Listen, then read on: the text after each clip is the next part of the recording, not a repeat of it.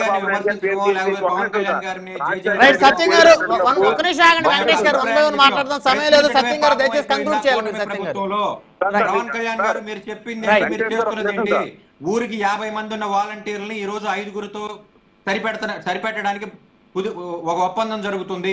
దీని మీద మీ వ్యక్తిగత అభిప్రాయం ఏంటి? వెంకటేష్ గారు, ఆ ఒప్పందం జరిగిన తర్వాత ఇంప్లిమెంట్ అయిన తర్వాత మాట్లాడదాంలేండి, ఇప్పుడే ఎందుకు దాని గురించి. కానీ సత్యం గారు ధన్యవాదాలు సార్, అందుబాటులోకి వచ్చేందుకు సమయం తక్కువగా ఉంది, దయచేసి అర్థం చేసుకోవాలి. జగదీష్ గారు కంక్లూజన్ ఇవ్వండి. రమణాడు గారు మామూలుగా ఒక హోటల్ పెట్టాలనుకున్నాడు, కొత్తగా హోటల్ పెట్టేవాడు అన్నపూర్ణ క్యాంటీన్ పెట్టుకుంటాడు. ఇప్పుడు ఈ నాన్ వెజ్ హోటల్ కి కుంభకర్ణ, విభీషణ, కుంభకర్ణ అని పేర్లు పెడతాను. అంటే అన్నపూర్ణ అనేది సాంప్రదాయం. అరే పేదవాడికి 2 రూపాయల కిలో బియ్యం ప్రవేశపెట్టి వాడి ఆకలి తీర్చిన మహోన్నతమైన వ్యక్తి, దేశ చరిత్రలో ప్రపంచ చరిత్రలో తెలుగువాడి ఖ్యాతిని ప్రపంచానికి చాటిన వ్యక్తి అన్న. ఆయన పూర్తి పేరు ఎన్టీఆర్ అని కూడా రాయలు, అన్నా క్యాంటీన్ రాస్తారు. అన్నంటేనే ఎన్టీఆర్ అనుకునే స్థాయిలో ప్రజలు నమ్ముతున్న వ్యక్తి పేరు పెడితే కళ్ళు పుడితే మీకు దీని ఏమన్నారు కూడా నాకు అర్థం కాదు. రెండో విషయం, మీరేమన్నారు అన్న క్యాంటీన్ ఎందుకు పెట్టారు, డొక్కా సీతమ్మ పేదవాడి ఆకలి తీరాలి. రెండో విషయం అంటే మా తాత భూమికి ఒక నిమిషం నేను మాట్లాడండి. మా తాత భూమి, మా ముత్తాత భూమిలో జగనన్న ఫోటో వేసుకోవడం తప్పు కదా? వెంకటేష్ గారు ఒక నిమిషం ఆగండి, మీ దగ్గరకు వస్తాను, ఆగండి. వారు వివరణ ఇచ్చిన తర్వాత కంక్లూడ్ చేస్తారు. సరే ఆగండి సార్, ఒక్క నిమిషం ఆగండి. వేసారు, ఆగండి. అవన్నీ నేను మాట్లాడిన రోజు మీరు మాట్లాడండి. నేను ఏమంటానంటే ఒక మంచి ఉద్దేశంతో వెంకటేష్ గారు దయచేసి ఆగాలి, మీరు ఒక్క నిమిషం ఆగండి. జగదీష్ గారు మీరు కంక్లూజన్ ఇవ్వండి. ఇలాంటి వాటిని రాజకీయం చేయడానికి మనం రాజకీయంగా ఎంత దిగజారిపోతానో ఆలోచించండి. రెండో విషయం, ఎన్టీ రామారావు గారు పేరు పెట్టేటప్పుడు కూడా 10 మందికి ఆకలి తీర్చారే తప్ప ఆ క్యాంటీన్ మూసేసిన ఘనత మీదే కదా. నేనేమంటానంటే ప్రజాసేవ చేసేటప్పుడు పేర్లు ముఖ్యమా, ప్రజాసేవ ముఖ్యమా? మీరు పాత భూముల్లో మీ రాజు పాతారా? మీరు జగన్మోహన్ రెడ్డి కాంగ్రెస్ రాయి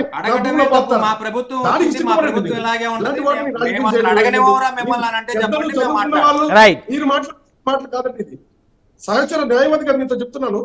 ఎన్టీ రామారావు గారి జాతీయ నాయకుడు అన్న మీతో మీ నోటితో చెప్పండి, ఎన్టీఆర్ గొప్పతనం మీకు తెలీదా? ఎన్టీఆర్ నేను ఈనాడు పేపర్ చదివి ఎన్టీ రామారావు బట్టలోడు తీసి ఈనాడు పేపర్ చదివి పెరిగినోడిని. నాకు ఎన్టీ రామారావు గొప్పతనం, నేను పుట్టేపాటిగా ఎన్టీ రామారావు ఇదే ఈనాడు పేపర్, ఇదే తెలుగుదేశం పార్టీ ఎన్టీ రామారావు బట్టలోడ తీసి పంపించమంటే మీకు పంపిస్తా. ఇప్పుడు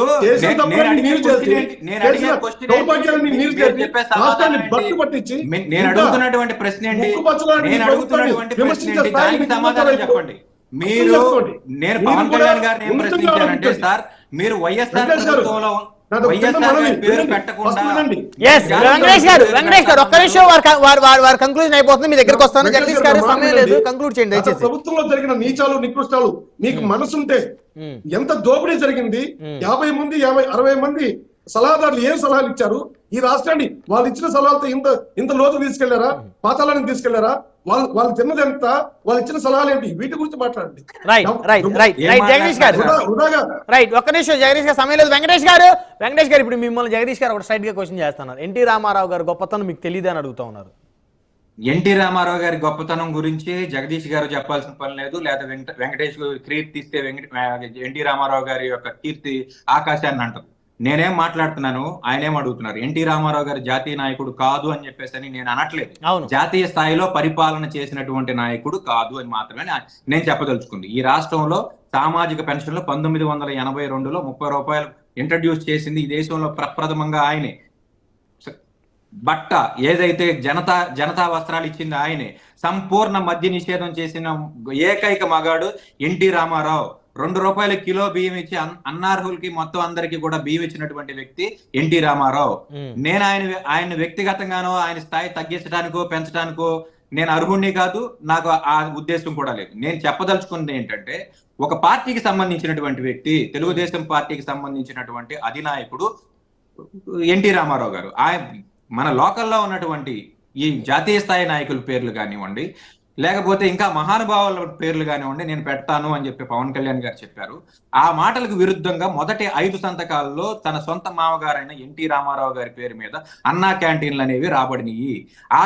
ఆ క్రమంలో డొక్కా సీతమ్మ గారి క్యాంటీన్లు 100 అన్నా క్యాంటీన్లు పెడితే ఒక డొక్కా సీతమ్మ గారి క్యాంటీన్ పవన్ కళ్యాణ్ గారికి విపరీతమైన ప్రాధాన్యత ఇచ్చేస్తున్నాం అని చెప్పేసి బాకాలు కొట్టుకుంటున్నారు కదా. ప్రతి చోట ఆయన ఫోటోలు పెడుతున్నాం, అది పెడుతున్నాం, ఇది పెడుతున్నాం అని చెప్పేసి ఒక క్యాంటీన్ ఎందుకు పెట్టలేకపోయారు ఈ రోజు వరకు?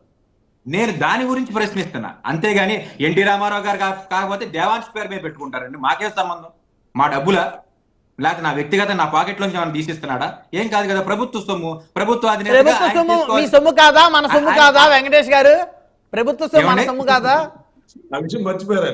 ప్రభుత్వ సొమ్ము మన సొమ్ము కాదా? వెళ్ళి అడగండి సార్ ఒకసారి. నాకు 25 లక్షల అప్పు ఉంది, నా సొమ్ము అని అడిగితే అప్పుడు చెప్తారు మన సొమ్ము కాదు.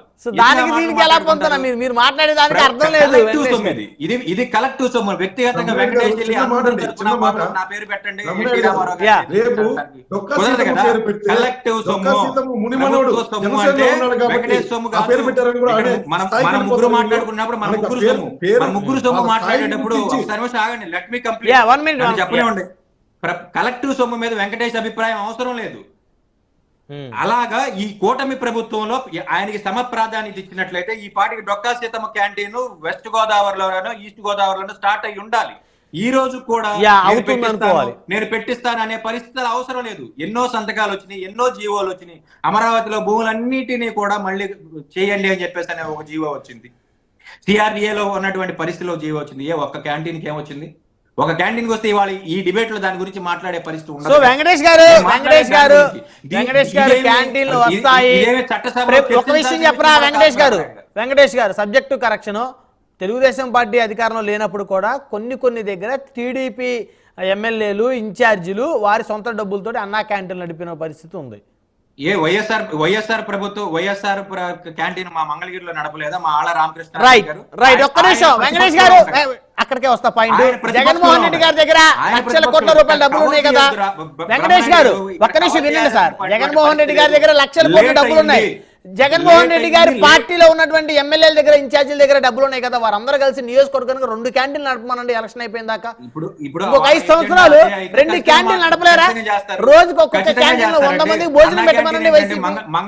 మంగళగిరిలో కోవిడ్ సమయం నుంచి మళ్ళీ ప్రభుత్వం వచ్చే వరకు కూడా కూరగాయలు కూడా 10 రూపాయలకి 20 రూపాయలకి ఇచ్చినటువంటి పరిస్థితి మా ఆళ్ళ రామకృష్ణారెడ్డి గారికి.